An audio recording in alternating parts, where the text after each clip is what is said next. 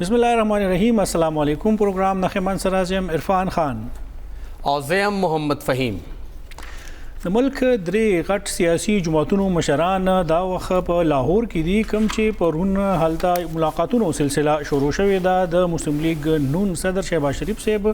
د جمعیت علماء اسلام قائد مولانا فضل الرحمان صاحب او د پاکستان پیپل پارټي چیئرمین بلاول بھٹو زرداری صاحب وایي چې د اختر نه بعد با چې کوم د اپوزیشن جماعتونو د آل پارټیز کانفرنس کړي او د هغې جایزه اغستو د پاره به د غټ اختر نه یو ځل بعد بیا دغه غونډه کیږي او په هغې کې به دا فیصله کیږي چې دوه نقطې مخې ته ایښودې شوي دي د میډ ټرم انتخابات او د ان هاوس تبدیلی. آیا اپوزیشن جماعتونه په کومه نقطه باندې اتفاق کوي او په کومو خبرو باندې د هغوی یووالی راځي؟ د اختر نه بعد به دغه فیصله کیږي. خو ویل کیږي دا چې د ملک په سیاسي حالاتو کې او وفاقي سیاست کې ډیر تیزی سره د تبدیلی آثار ښکاره شوي دي.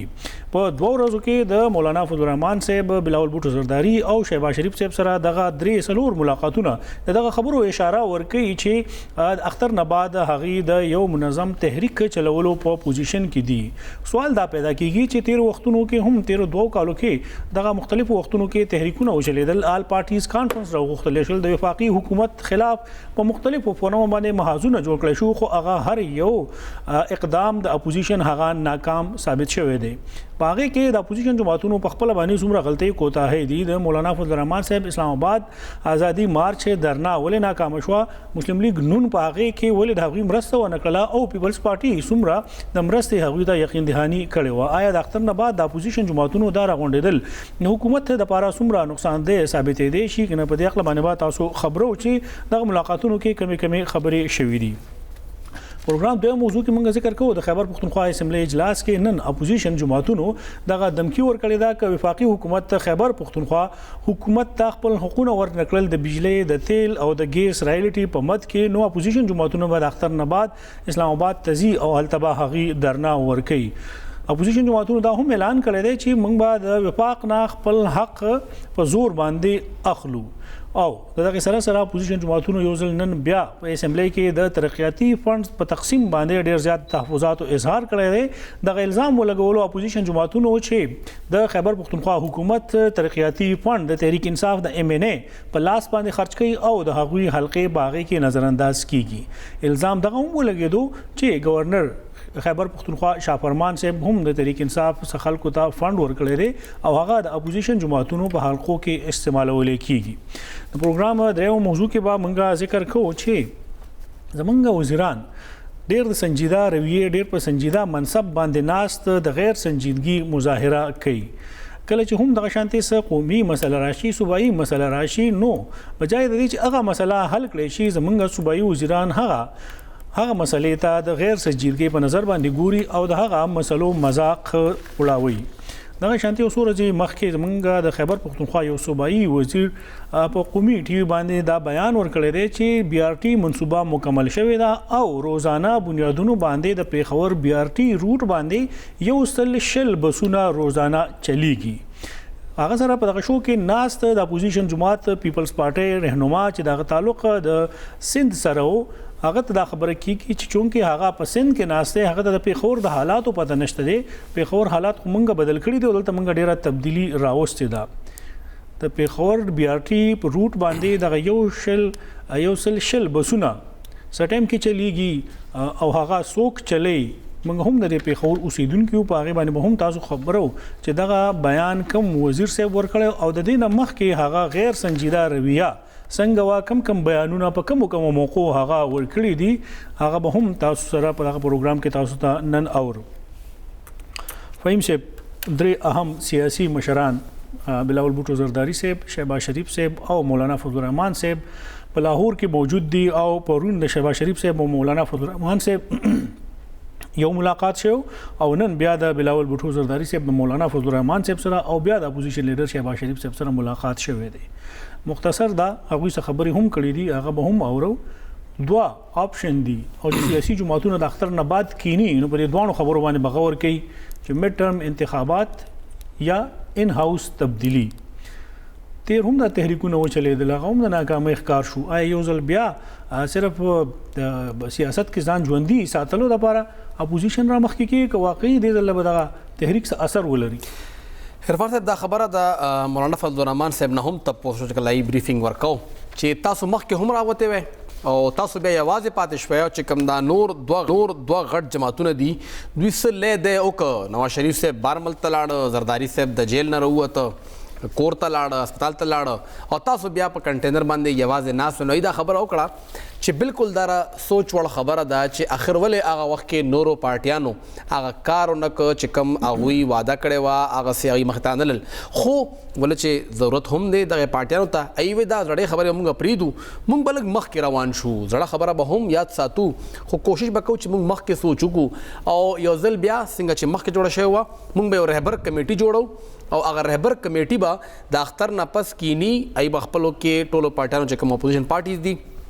ایو پکې نمائندګي وي، هغوی به دې حوالې سره سټریټجي پلان کوي چې موږ به څنګه طریقې سره حکومت راغورځو. ای اوپنلی وي چې موږ نور نه چلیږي، موږ نور عمران خان صاحب نه منو چې هغه دغه ملک وچلی او بیا د هغې نه پس موږ آل پارټیز کانفرنس راغواړو ای کې موږ خپل دا ټول پلان عوام مخې ته ایږدو. خبره دا را چې آیا دوی اوس هم دا پلان باندې عمل درآمد کول غواړي یا نه؟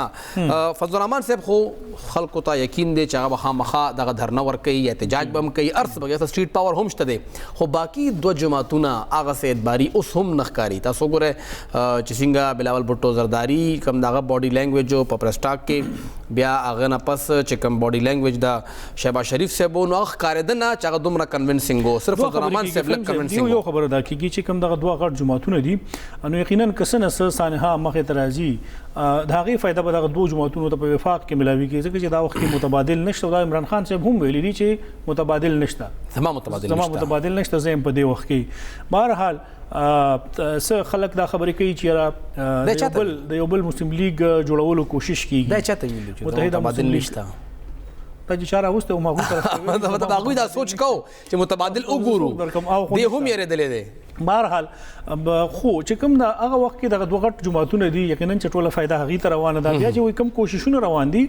مسلم لیگ نون د نور ماتولو کوشش کیږي یا یو متحده مسلم لیگ نون په نوم باندې یو بل متحده مسلم لیگ په نوم باندې یو بل جماعت پیپلز پارټي پارلیمنټریان پرنګي پای کې به دا مختلف خلک راشي څنګه چې پیټریاټ مسلم لیگ قاب جوړ شوی او بیا د هغې نه مختلف جماعتونه پیپلز پارټي پیټریاټ راغلی وه حکومت دپاره. څومره دغه جماعتونه بیا چې دغه شانتي حالات جوړ شي هغه څه ډیل کوي ویل کېږي دا چې مخکې کوم کمټمنټس وشي د هغې نه بعد چې بیا کله حالات سنګینۍ طرف ته روان شي یا اخري د هغې مرحلو ته داخل شي او د هغې څه نتیجه راوځي په هغه ټایم کې بیا دغه جماعتونه هینډز اپ شي، هغه لاسونه اوچت کړي او هغه بیا لاړ شي په نورو صفونو کې کینی او هغه هلته یا ډیل وکړي او د هغه ډیل په ذریعه باندې هغوی ته لږ کنسیشن میلاو شي. یو ځل بیا چې کوم دغه خبرونه ګرم دي چې شهباز شریف صاحب اکټیو شوی دی، اپوزیشن جماعتونه مخې ته راوتي دي، د نیب ایگزیکټیو بورډ اجلاس هم نن شوی او هغې کې یو ځل بیا د شهباز شریف صاحب یا د هغه د زامنو د آمدن نه د زیاتو اساسو ریفرنس دایر شو. الزام لګي چې د نیب مطابق کوئی چې 2.32 کروڑ روپۍ دا دي چې دا دوی د خپلو اساسو نه زیات آمدن حاصل کړی دی چې کوم د شهباز شریف صاحب او د هغه زوی حمزه شهباز. بهرحال اپوزیشن یا مسلم لیگ نون که لږ حرکت کوي نو د بل ځای نه پسې نور حرکت راځي. بیا مسلم لیگ نون مجبور اتحاد باندې عرفان صاحب شهباز شریف صاحب غریب دومره وس کې نه دی، پارټي دغه وس کې نه ده. اوس ګراوند ریالیټیز ته وګورو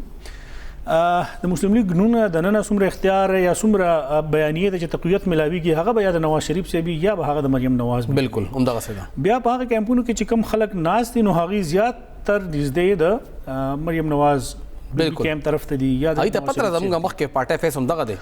ګراوند ریالیټیز په پنجاب کې د سیاست د پیپلز پارټي هغه ګراس روټ لیول سیاست هغه ټول ختم شوی دی، بالکل د نش برابر دی او که اوسو سټونه دي نو شخصي وټونه د هلته خلکو پاتې هغه به پاتې وي.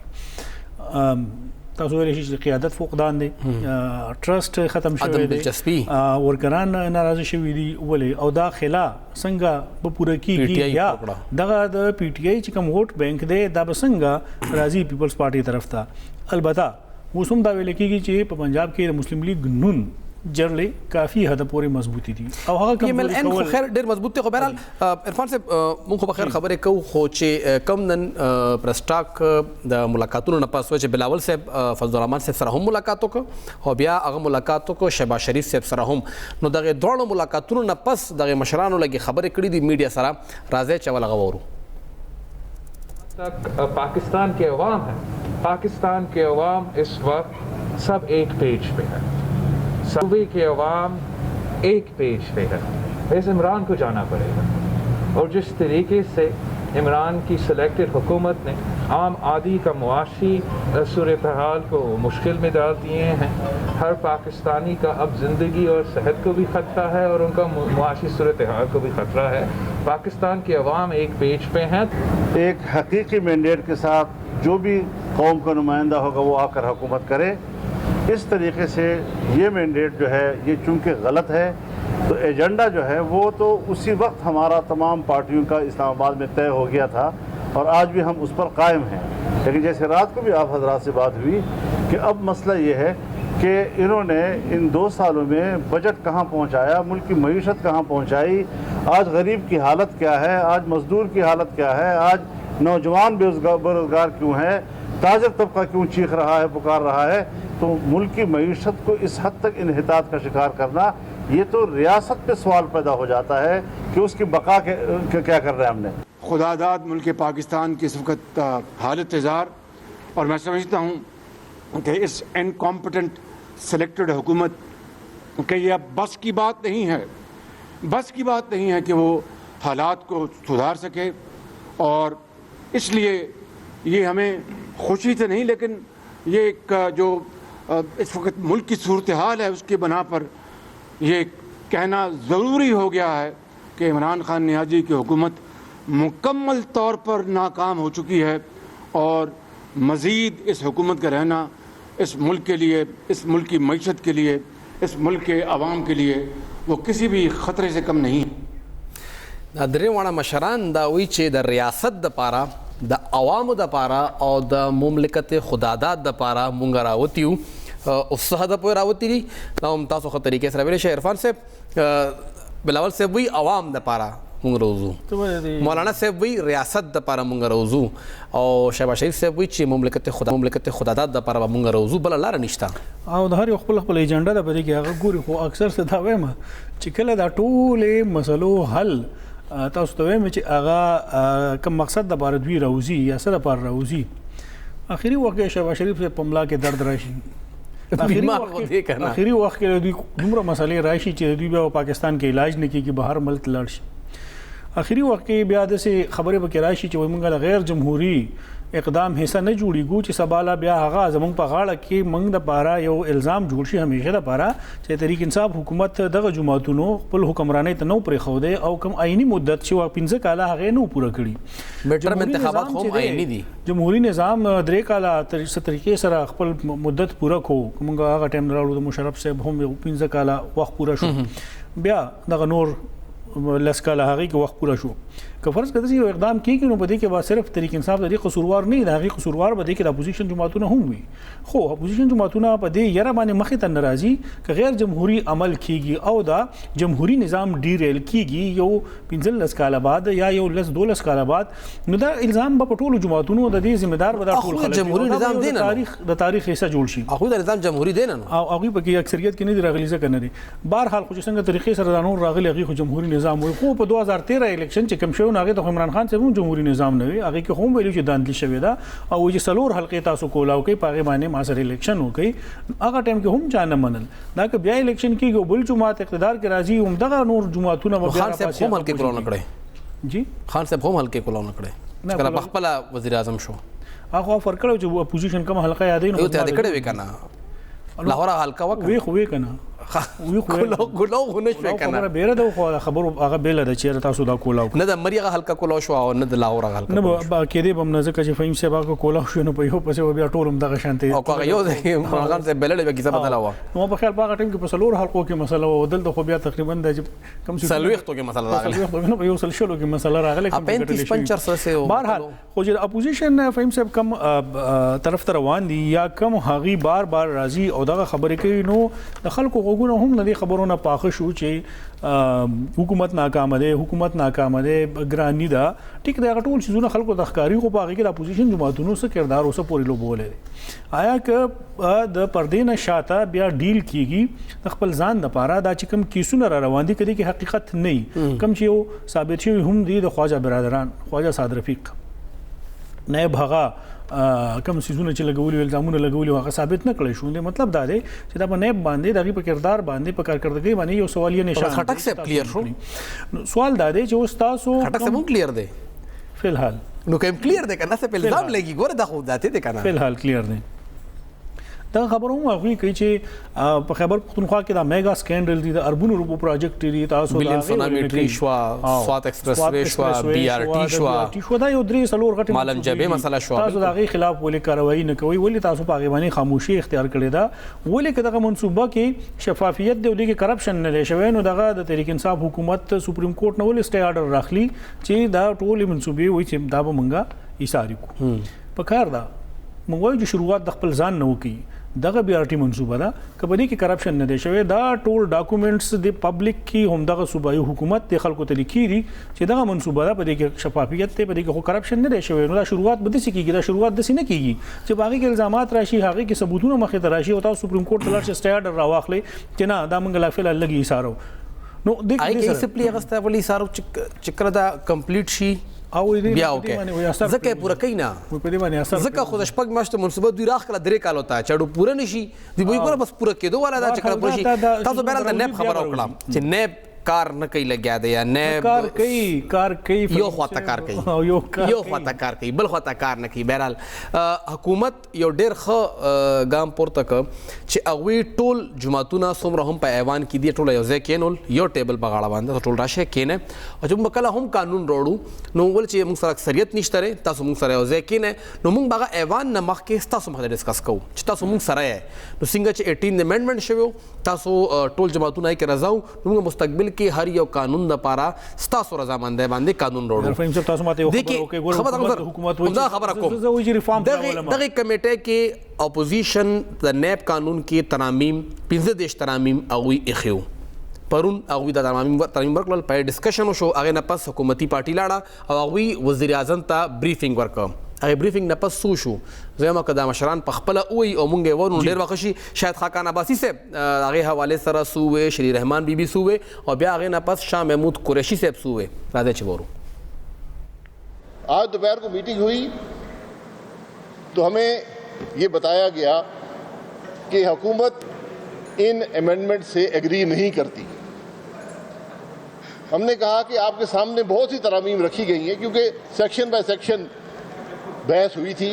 آپ کون سی ترامیم سے اتفاق نہیں کرتے؟ اس کا جواب ان کے پاس نہیں تھا. تو اس پر ہم نے کہا کہ اگر آپ ترامیم پر گڈ فیتھ میں بات نہیں کر رہے، آپ ہی یہ بل لے کر آئے تھے، تو پھر ہم آگے نہیں چل سکتے. ہمیں امید ہے کہ ابھی بھی جو ایف اے ٹی ایف کی جو ریکوائرمنٹس ہیں اس کے مطابق یہ کریں اور ہمارے امینڈمنٹس کے مطابق، لیکن ہمیں نہیں معلوم کہ جو باقی بلز ان کے ہاتھ میں پڑے ہیں ان کا یہ کیا حال کرنے والے ہیں اور ان کی اس وقت اہلیت کیا ہے، کیونکہ کمزور اہلیت تو تھوڑی بہت افسوس سے میں کہوں گی نظر آ گئی ہے. یہ قانون جس شکل میں پیش کیا گیا، یہ 35 امینڈمنٹس، اگر ہم فرض کیجئے in good faith, and I'm not questioning their faith, in good faith یہ کہتے ہیں ہم کر دیتے ہیں، ہماری نظر میں یہ سارا ایوان جو ہم نے سجایا ہے، یہ ساری جو بیٹھک جاری ہے، اس کا مقصد فوت ہو جائے گا. کیوں کہ ہم سمجھتے ہیں کہ in the eyes of FATF اگر یہ لیجسلیشن ہو جاتی ہے تو جو ہمیں سہولت وہاں سے ملنی ہے وہ سہولت ہم لے نہیں پائیں گے، اور ہمارا مقصد جو ہے یہ ساری کاوش کا اور جستجو کا وہ مقصد فوت ہو جائے گا. دې وخت کې مسله د منی لانډرنګ ده، او عرفان صاحب شیر رحمان بی بي دا وایي چې مونږ کوم امینډمنټس راوړي دي هغه مونږه د FATF دپاره اف اے ټي اف دپاره ووایي چې زمونږ دغه امینډمنټ سره به هغوی خوشحاله شي او زمونږ چې کوم نوم دی هغه به د ګرې لسټ نه وایټ ته راشي. قریشي صاحب دا وایي چې تاسو دا امینډمنټس مونږ منظور هم کړل نو مونږ به ګرې لیسټ نه بلیک ته لاړ شو ولې چې دا انتهایی خطرناک دي دې کې به منی لانډرینګ ته مونږ بالکل کلو اجازت ورکو نیب به د 1 ارب روپو نه کم کرپشن خلاف کاروایی نشي کولی او نیب به بالکل بې سر و پاشي هیڅ هم هغه نشي کولی او هغه به اډوکار هغې سره وینه دې کې اوس د چا خبره منو خاقان آبادي صاحب دا وایي چې مونږ امینډمنټ ایښي وو هغې کې حکومت مونږ په یو باندې هم بریف نه کړو چې آخر ولې هغوی دا نه مني ویم صاحب دوه دې کې خبرې دي چې هر یو د خپل ترامیم چې دي نو هغه خپل تشریح کوي او دغه وجه نه د خلک هم دوی کنفیوز کړي دي انتشار دي یعنی دغه دوه خبرې د دوه رهنماګانو تاسو واورېدې یو د فاینانشل ایکشن ټاسک فورس متعلق چې کوم امندمنټس راغلي دي د ګری لیست د بلیک لیست خبره کیږي هغه چې موږ به دې طرف ته ځو بل وایي چې نه موږ به دې طرف نه وځو چې اوس هر یو سړی د خپل ترمیم خپل الفاظو کې د هغې څنګه هم تشریح کوي عوام خلک یې په پرده کې ساتلی دي ټول خلک هغه شانتي یو ځای ته نه راځي چې اوپر ډیبیټ وشي د خلکو ته وویلی شي او هر یو سړی بیا نن سبا چې کوم دور دی کوم خبره شاه محمود قریشي صاحب وکړله نو د هغه شاته پوره یو بریګیډ فورس دی هغه خبره به هغه په د خلکو باندې بیا که د چا زړه ښي او که به دی په د خلکو مني هغه به وویلی شي ټویټر هینډلر باندې به ټرند جوړ شي او چې تاسو دا شی شروع کوي هغه پورې مه پرېږدئ څو پورې چې د اپوزیشن دنه په شا شوي ني اپوزیشن جماعتونو به کینی اب هم دغه شانتي خپل خلکو ته ووایي چې تاسو دا کار کوئ مسله پکې بیا هم نه حل کیږي ضرورت څه شو چې تاسو 2-3 میټینګونه وکړل 4-5 میټینګز وکړل تاسو وایي چې موږ اصلاحات راولو څه معنا څه نتیجه د هغې نه راوځي نو ولې د قوم او د خلکو دا پیسې ضایع کوي څه ضرورت شو دغه کروڑونه روپۍ چې تاسو په دغه اجلاس باندې هغه کوئ د خلکو هغه پیسې دغه کوئ زه دا نه وایم چې مکمل طور د ایوان ختم شي اډینس تر وړي بس کړه یو او د ایوان مکمل ختم شي دا کم اخراجات چې په دې خلکو باندې راځي اډینس باندې روان کړي فلاحي کارونو لپاره استعمال کی او اډینس باندې خاص هم روان دي ځکه چې هغه تر خپل اکثریت او دا هم چې څومره قوانین یې سره پلاس کړي ډېر خطرناک چې کوم د اصلاحات په نوم باندې د ادارو کومي طریقې سره په هغه کې د مداخلت کیږي یا د هغه انتظامی معاملات کمزوري کولو کوشش کیږي دا هم ویل شو چې الیکشن ریفارمز به مونږ راوړو بالکل او ویل کمیټي جوړه شو پورا بریفینګ شو پر خټک صاحب دا هغه مشر شو بریفینګ شو او یو شو دا کوم د راکټ ساينس ته یا د دوی کومه د اټم بم فارمولا جوړی چې په 2 کالو کې الیکشن ریفارمز باندې دوی اتفاق نه کیږي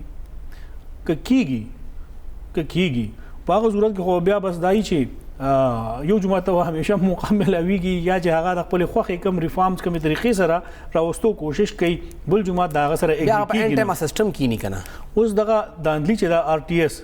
سیستم کی نه کنه بوج ډیر زیاتو ټول ملک کې دونه انتخابات کوي هغه د لپاره جواز دا وګرځي شو چې په هندستان کې خو په درې ریاستونو کې اوځي کیږي بالکل او وشي بیا دغه نه بعد په بل ځای کې وشي بیا ونه چون کې موږ ټول ملک په یو ځای باندې انتخابات کوي او هندستان خو پوښي ونته ټول کې غونډه ملک دی قبایلی سیمه مر خیبر ملوان هم کمی پکې سیستم هم دا غوي دغه شانت نشدل ته بداندلی هم نه کیږي خو ال د جمهوریت نظام ډیر مضبوط دی جمهوریت نظام ال د چې کوم طریقې سره هغه خلکو د ادارو کردار کم ځای پورې محدود پاتې کړی دی هغه لیمیټډ شوی دی هغه ته احساس شته هغه دغه زینا یو قدم هم مخکې نه تیریږي زمونږ سره چې په کوم آئین کې مونږه حدود د هغې دپاره د هغې تعین کړی دی مونږ خو هغې ته ګورو نه مونږ د هغې نه څو چنده مخکې کارونه کوو یعنی هغه کار چې په هغې کې د څو ادارو نوم او نشان هم نه هغې کې هم د هغې کار جوړ شي او په دې تبدیلی سرکار کې نور ټول کارم دا وي دی تاسو څنګه خبر کړل دیو کې اکثر لا کرونا نه پس دا باکس جوړ شوی د هر دکان نه بار کنه لکه 10 تعلیم د لیمټ ته نو په کس باندې قبل ځای کې درې کو خپل ځای نو درې کو عرفان صاحب الزامات خیر ډیر زیات په طریق انصاف لګي خو د پیپلز پارټي او نون لیگ کوم څه خاص خلک شتا کم چې ډیر بیک ډور ملاقاتونه کوي او لارې اواري او دغه سه ملاقات د پیپلز پارټي چې کم کسته هغه کړي دی یو خاص شخصیت سره هغه حواله سره بلاول بھٹو زرداری سوئی دا وره میں ایکسپلینیشن مانگوں گا رحمان ملک صاحب سے میں سمجھتا ہوں کہ شاید یہ انٹیریئر منسٹری کیا انٹیریئر کمیٹی کے جو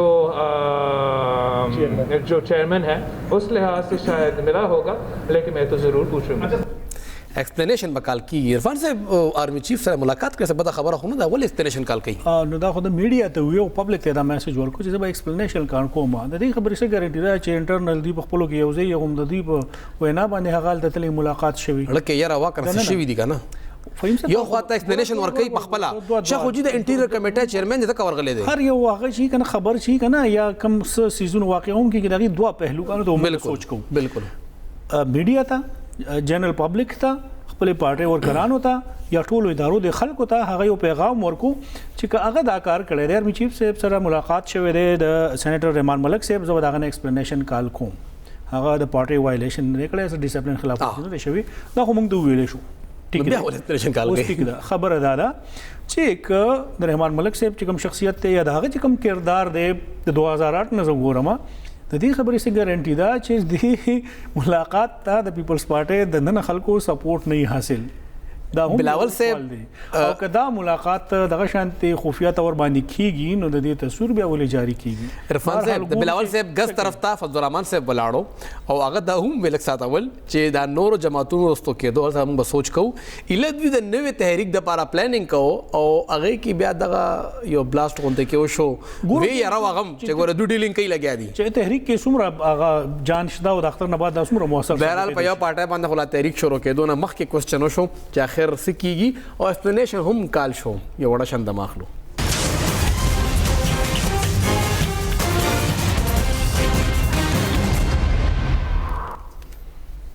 تاسو ته پروګرام کې یو ځل بیا هرکلی وایو د مسلم لیگ نون حکومت چې کال 1999 کې چې کله الیکشن وشو نه پس جوړ شو نو خیبر پختونخوا او وفاق کې یو پارټي رااله او دا خبره وه چې دغه صوبه به اوس خپل حق راوړي او اپوزیشن پارټیانو حکومتونه ختم شو یو پارټي رااله بیا هغې نه پس مسلسل اپوزیشن راته ماشاءالله پکې هم ولګېده. عوامی نیشنل پارټۍ په خیبر پختونخوا کې کال 2008 نه پس حکومت جوړ کړو پیپل پارټي هم کېناسته او دواړه جماعتونه څنګه چې دلته په مخلوط حکومت کې وو همدغسې په وفاق کې هم هغوی مخلوط حکومت کې وو. ویل کېږي چې هغه وخت ټولو نه زیات زموږ صوبې ته چې زموږ کوم ډیمانډز وو هغه پوره شو صوبې ته نوم ملو شو زموږ چې کوم د بجلی پیسې وې هغې باندې یو کیپ شوې خبره وه هغه ختمه شوه نوې ریټس باندې خبره وشوه هغه مخې ته لاړه بیا هغې نه پس NFC ایوارډ وشو ډېر شیزونه دغې صوبې ته په هغه حکومت کې ملو شو. بیا پاکستان تحریک انصاف دلته اقتدار کې راغی خو وفاق کې مسلم لیگ نونو مسلې وې ډېرې زیاتې مسلې وې خو بیا هم صوبه روانه وه. اوس چې کله کال 2013 کې الیکشن وشو نو بیا وفاق او صوبه کې یوه پارټي مخې ته راله امیدونه ډېر زیات وو ولې چې پاکستان تحریک انصاف هم د دغې ځای نه حکومتي چې کوم اننګز وو هغه شروع کړی او دا ویل کېدل چې څنګه خیبر پختونخوا خان باندې اعتماد کړو 2 کاله اول بیا هغې نه پس کال 2013 کې به هم اعتماد وشو نو خان به دغه احسان کله هم نه رهي او خیبر پختونخوا سره به وفا کوي. خو عرفان صاحب خبره خو لاړه بل خواته دی وخت کې چې کوم زمونږ خپل د محکمه خزانه چې کوم دستاویزات دي هغه دا وایي چې کله زمونږ د پن بجلی چې کوم د بجلی پیسې دي کال 2014 19 ای سلو کا ریکارډ په خپله ورکه چې کوم د نون لیگ سیکنډ لاس ایئر و هغې کې 33.7 بلین زمونږ د پن بجلی پیسې جوړې دي. وفاق مونږ له 21.8 راکړه ډېر ظلم را سره وکړه 12 ارب روپۍ مونږ نه دوی کټ کړی زیاتې وشو خو دغه کال دوی هغه پیسې چې کوم کیپ شوی هغه ختمې کړې او بیا هغې کې ریویژن شروع شو. پر بل کال چې کله PTI حکومت پیمنن حکومت ختمېدو والا و اخرنی کالو کال 2019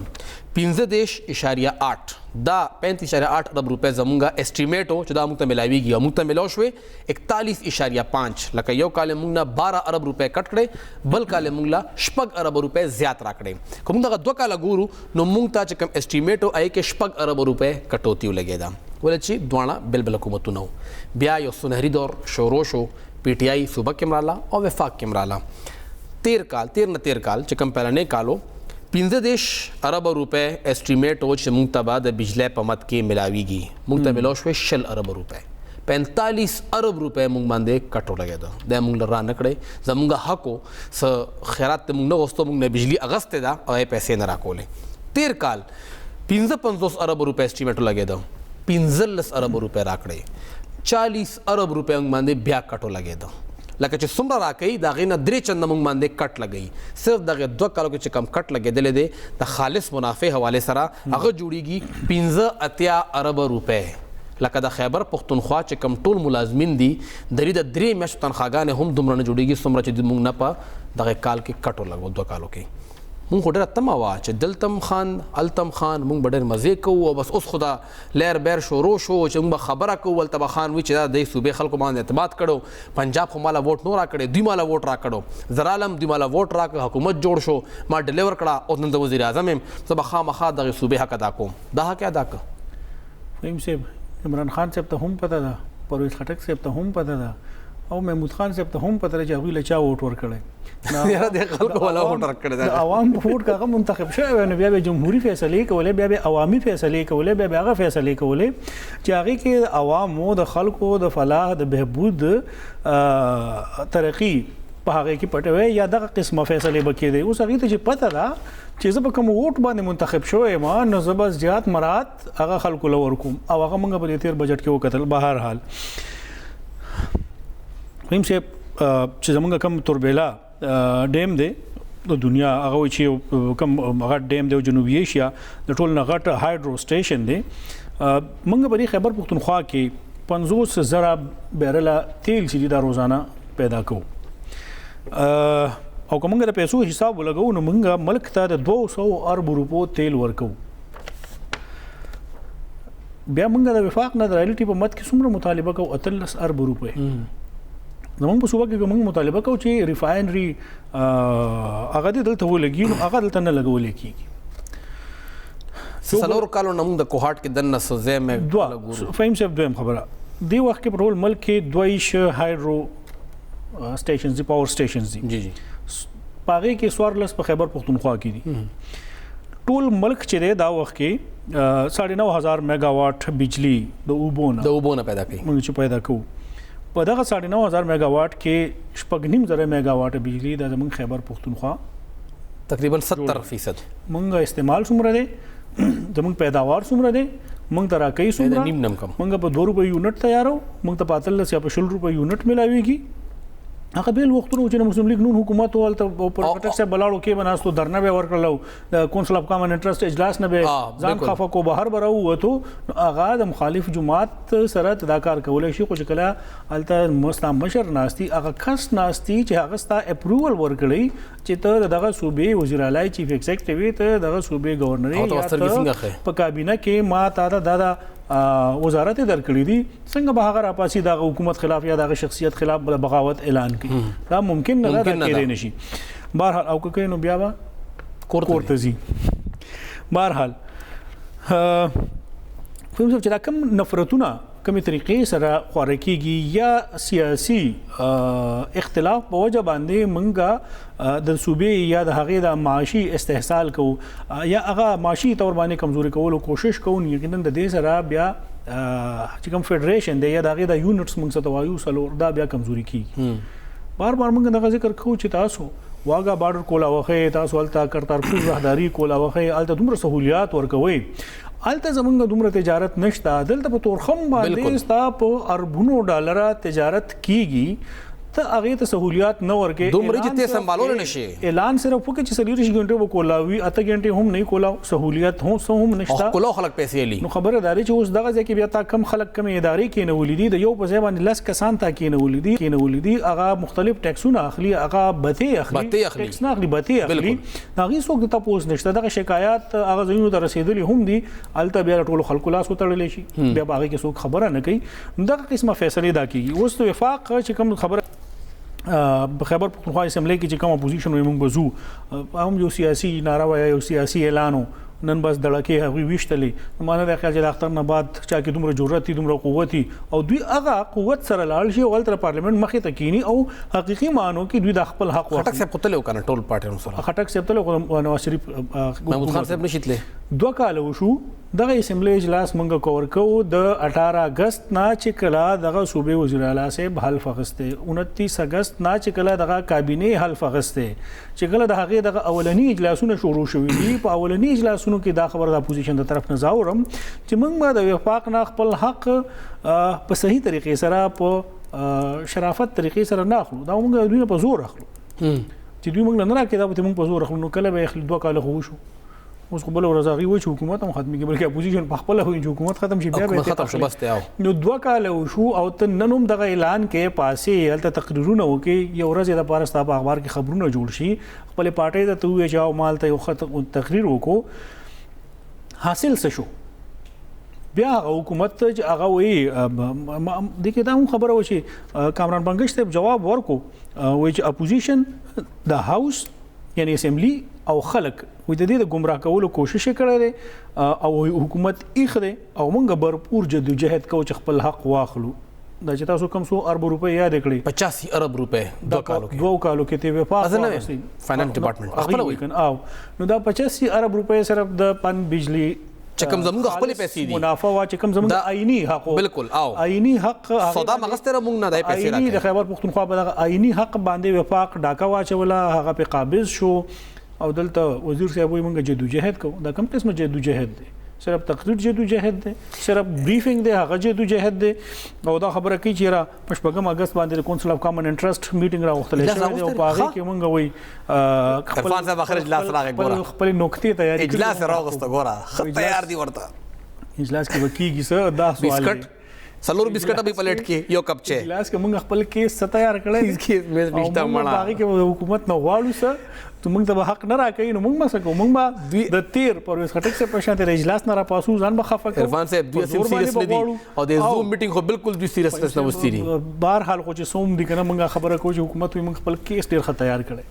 ښه طریقې سره خپل خبر نه دي خور به زموږ هم انتظار دی 8 اگست ته چې د صوبې د حق د پاره د جنگ دغه د تحریک انصاف حکومت د تحریک انصاف خلاف څنګه کوي تاسو وی چې دویم ځل خلکو په دې باندې اعتماد وکړو ووټ ورکو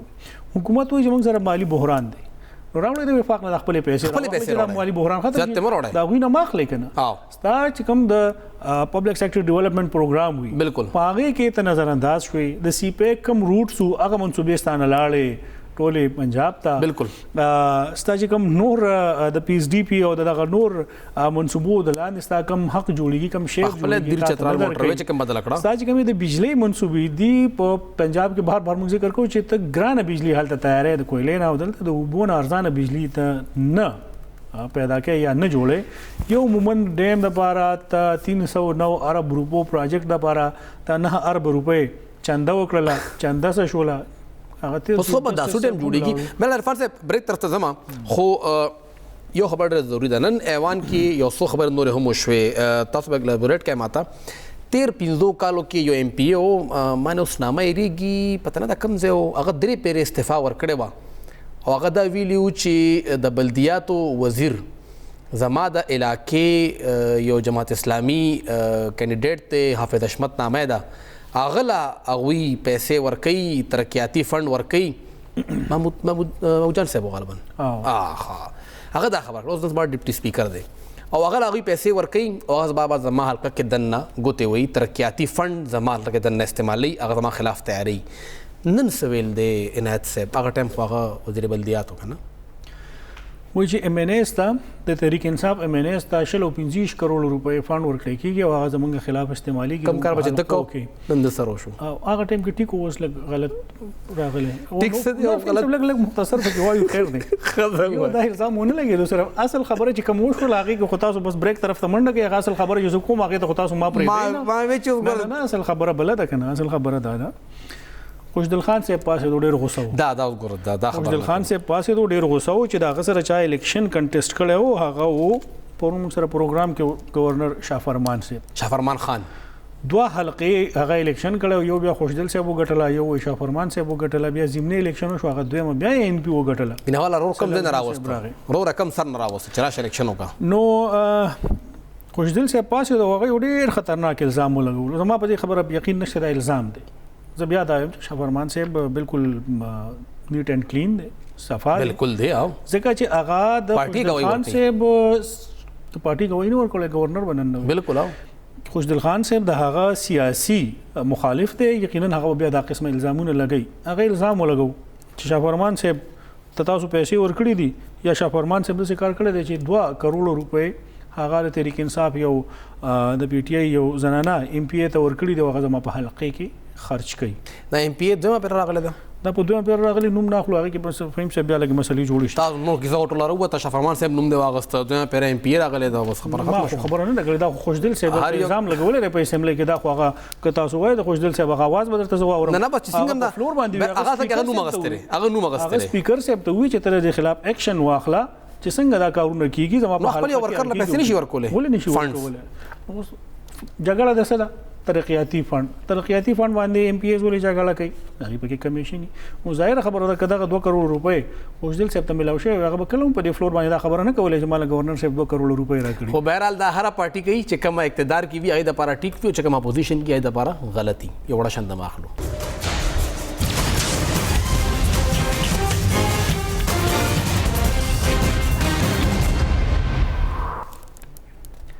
پروګرام کې یو ځل بیا هر کله تاسو ته موږ شروع کیوي چې زمونږه صوبایي وزیران ډېر زیات د غیر سنجیدګۍ مظاهره کوي او ډېرې سنجیده معاملې هغه مذاق ګڼي همدغه شانتي زمونږه یو صوبایي وزیر شوکت یوسفزئی صاحب چې کم 13 وختونو کې د هغه نه 2 ځله وزارت اغستلی شو اول ځل د صحت قلمدان او په دویم ځل باندې د اطلاعاتو په دې حکومت کې یو ځل بیا هغه د اطلاعاتو وزیر شو خو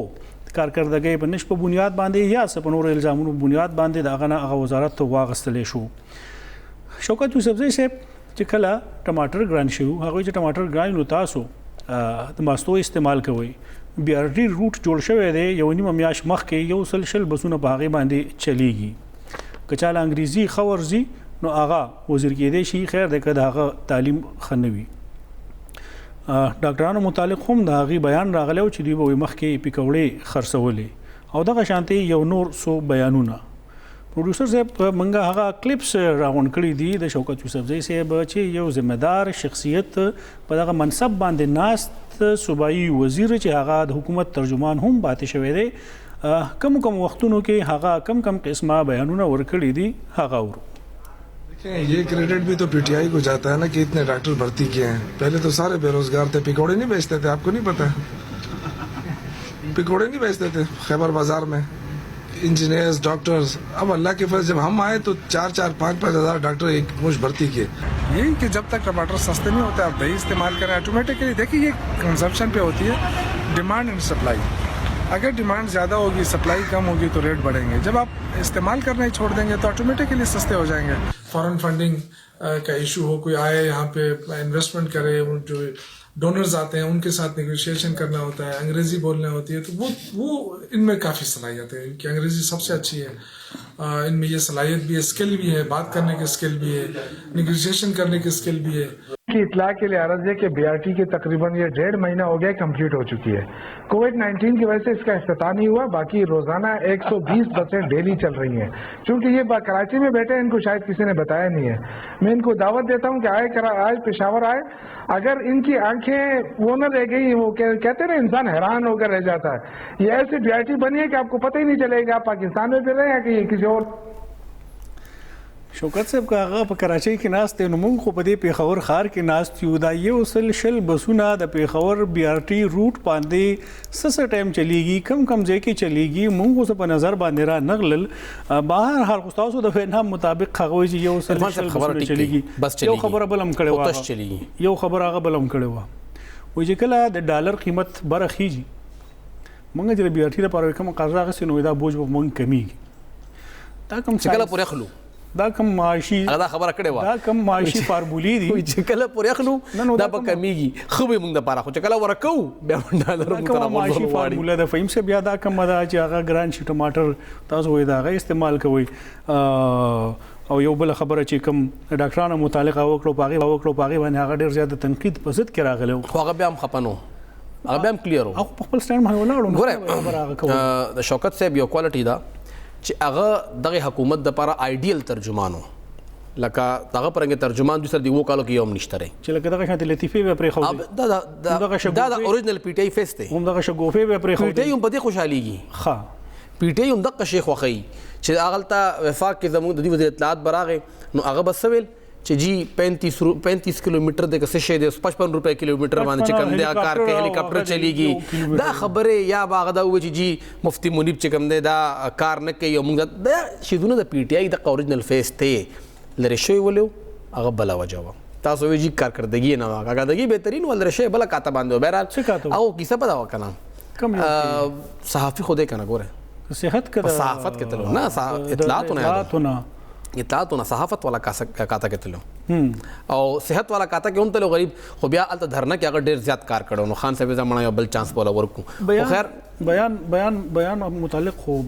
کافی حد پورې تاسو وایي چې اکټیو نو خو د حکومت فیس بهترین اوس هم تاسو ګوره دا واحد وزیر دی چې دومره د میډیا شوقي دی چې د شپې په فیسبوک لایو ناشتي نو چې د حکومت فیس نو به لړکول ولې دا نور کارونه ټیک نو کنه د حکومت دا فیس د بدنامۍ سبب جوړېدو کړه دا غي د پارټای کې د نړۍ لانجې وي نور دا کس نه منو خو بهرحال د وخت کې دا واحد کس دی چې هغه په فیسبوک باندې لایو روزانه په غنټه ناشتي ګوره رړته غو مچول دی کنه چې په میډیا نه ښکاری هر ټایم به د میډیا ته پسې منډې والے ترجمانو د به ټایم نه ورکو د نه به سي کمره کې ناستو نه اویلیبل ځای خپل کار کوي ملک کارونه خو نه دي اوس دوم روزګار دی غریب چې په فیسبوک لایو ناشتي نو فهم صاحب چې اوس هغه شګوفي ته خبرې دیم نو اوس په میډیا راشي نو هغه بدلا خبرې چې اوس پلس فیلډ کې هغه په هر یو کې ډیګري اغسته ده د معاشياتو ډیګري د هغه سره ده د انجینیرینګ ډیګري د هغه سره ده د معیشت تاسو ته مو چې ډیګري د هغه سره ده د سوشل ایشوز ډیګري د هغه سره ده د ډاکټریټ ډیګري د هغه سره ده د انجینیرینګ ډیګري د هغه سره ده ټماټر ډیګري هغه اغسته دي او هغه هر فني مولا دی نو بیا خو هم دغه خبرې مخې ته راځي بهرحال ګورو لا وخت پاتې دی چې دینه بعد کمی لطیفي او کمی شګوفي مخې ته راځي له اجازه راکړئ الله پامان